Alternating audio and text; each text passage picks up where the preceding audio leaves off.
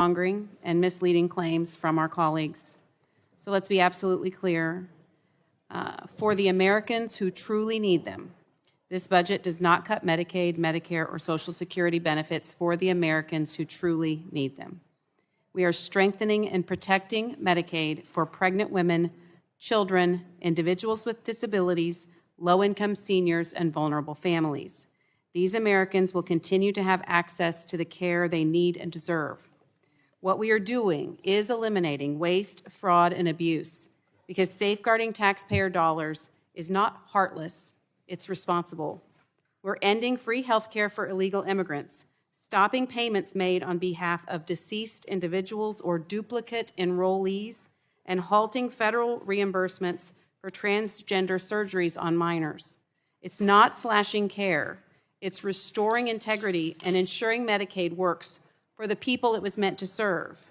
And don't just take it from us. Even the New York Times published an article this week titled, even the New York Times published an article this week that stated that the Democrats' $13.7 million claim, or 13.7 million people losing Medicaid claim is false, is inaccurate.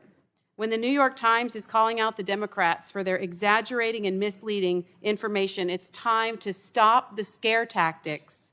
This budget reflects our commitment to preserving these essential programs for future generations while also demanding much-needed accountability in the system.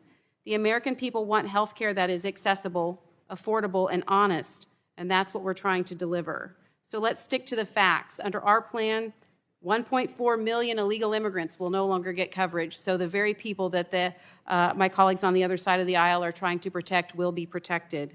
4.8 million able-bodied adults choosing not to work or volunteer in their communities will be affected.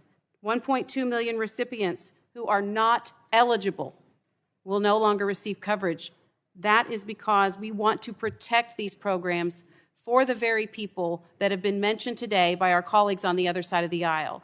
We stand with them to protect the program for those people, but the status quo cannot continue. We cannot continue to keep spending 90% of every dollar on able-bodied adults choosing not to work and only spending 70% of every dollar on the vulnerable traditional people, the disabled, children, pregnant women, and seniors.